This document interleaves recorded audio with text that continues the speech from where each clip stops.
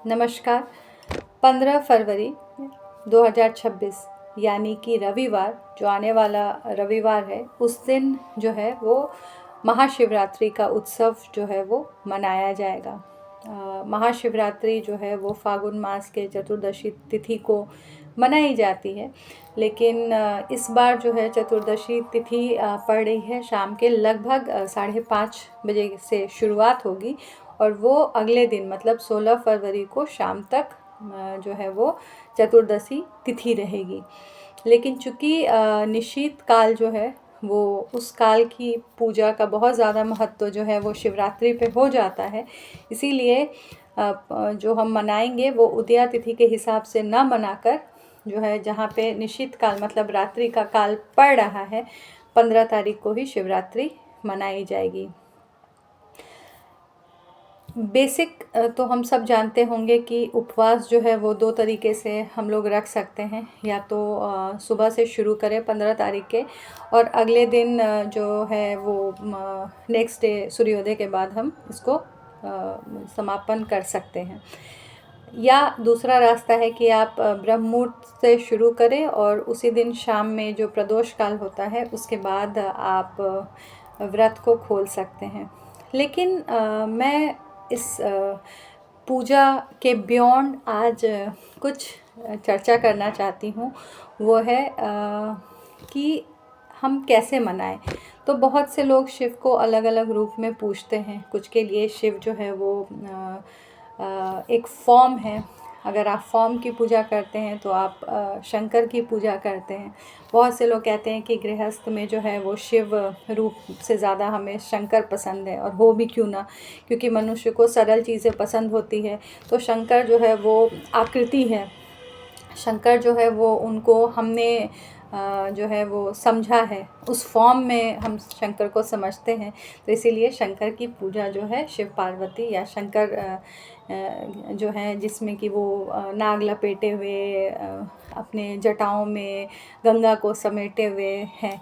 तो चलिए देखते हैं उनके एक छोटे छोटे चीज़ों को, पहले तो शंकर के फॉर्म को, और फिर कोशिश करेंगे कि हम शिवत्व या शिवोहम को भी समझने का प्रयास करें। तो सबसे पहले शुरू करते हैं शिव की जटाओं से। तो हम सब भागीरथ की कहानी जो है वो जो पौराणिक कथाएं हैं उनको जानते हैं कि राजा भगीरथ जो थे वो पृथ्वी पे गंगा को लाना चाहते थे, लेकिन माँ गंगा जो है उन्होंने कहा कि अगर मैं पृथ्वी पे आऊँगी तो पूरा पृथ्वी जो है वो बचेगा ही नहीं। तो सारे देवी देवता जो है वो पहुँचे अगेन शिव जी के पास, और उन्होंने शिव जी से कहा कि ऐसे ऐसे गंगा माँ हमें कह रही हैं। तो उन्होंने कहा कोई टेंशन नहीं है, उनको आने दो, मैं जो है उनको माध्यम दूंगा। और कहा जाता है कि शिव जो है उन्होंने जटाओं के थ्रू माँ के एनर्जी को चैनलाइज कर दिया। तो कहीं ना कहीं गंगा का जो अहंकार था उसको शिव ने जो है वो अपनी जटाओं के थ्रू जो है वो एक चैनलाइज्ड एनर्जी जो है उसको क्रिएट कर देते हैं। अब दूसरी चीज़, हम सब जानते हैं कि उनके त्रिनेत्र को जो है वो ज्ञान का प्रतीक माना जाता है। वासुकी जो उनके गले में है सर्प, वो जो है जब समुद्र मंथन हुआ और जब विष पीने की बात आई, हलाहल पीने की बात आई, तो उन्होंने जो है उस हलाहल को ग्रहण किया। हालांकि इसके बहुत सारे इंटरप्रिटेशंस हैं, लेकिन मैं बहुत ही बेसिक इंटरप्रिटेशन पे हूँ कि जब उन्होंने हलाहल लिया और सर्प को भी जो है वो अपने गले पे स्थान दिया। इसका ये जो सिंबलाइज़ करता है वो सिंबलाइज़ करता है कि कैसे फियर एंड पॉइजन को जो है उन्होंने चेतना के थ्रू, कॉन्शियसनेस के थ्रू जो है वो धारण कर लिया। तीसरी चीज़ जो है वो शिव का त्रिशूल, जो शंकर के फॉर्म में हम लोग प्रायः देखते हैं। तो त्रिशूल आप जानते होंगे कि हम मतलब शिव के एनर्जी को त्रिपुरारी भी कहते हैं। और त्रिपुरारी कहते क्यों हैं? क्योंकि जब त्रिपुरारी राक्षस हुआ करते थे जिनका संहार जो है वो शिव ने अपने त्रिशूल से किया। तो बेसिकली मायासुर जो था वो ही वॉज वास्तुकार ऑफ असुर कहा जाता है। जैसे हमारे विश्वकर्मा हैं तो असुर के जो थे वो मायासुर थे। तो उन्होंने तीनों ही मतलब भू पे, आकाश में, ये तीनों लेयर पे जो है उन्होंने कुछ कंस्ट्रक्ट किया। वो कंस्ट्रक्शन इस प्रकार था जैसे कि एक नक्षत्र मतलब एक किसी शस्त्र से भेदा नहीं जा सकता था। तो शिवजी जो है उन्होंने अपने त्रिशूल को बनाया, और कहते हैं त्रिशूल का जो फॉर्मेशन है, बहुत से लोग उसे ब्रह्मा विष्णु महेश भी कहते हैं, रजस तमस के फॉर्म में भी इसको इंटरप्रेट किया जाता है। लेकिन एक कहानी ये भी है कि उन्होंने त्रिशूल से जो है वो तीनों को एट अ टाइम भेदा था, और उसके बाद ही उन्हें हम त्रिपुरारी कहते हैं।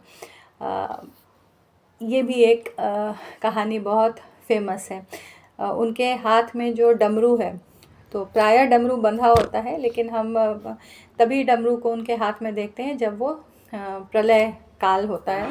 और प्रलय या संहार जो है वो एंड नहीं है, वो किसी चीज़ के बिगनिंग को भी सिंबलाइज करता है। ऐसे वो नाद है, साउंड है, वाइब्रेशन है।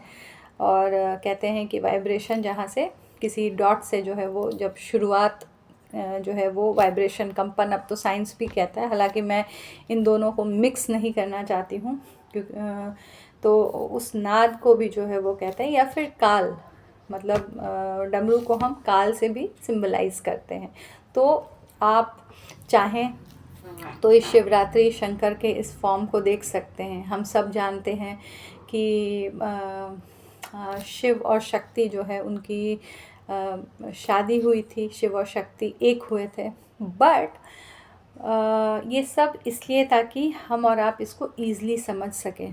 थोड़े और डीपर लेवल पे अगर आप देखेंगे तो शंकराचार्य ने एक बहुत अच्छा कृत लिखा है जिसे उन्होंने कहा है शिवोहम।